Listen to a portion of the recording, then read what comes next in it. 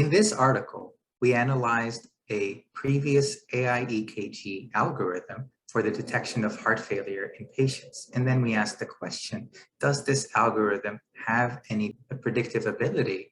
We ran a special kind of analysis called a Cox regression analysis that allowed us to see how much do different factors in the patient's history account for their survival long-term and medium term as well.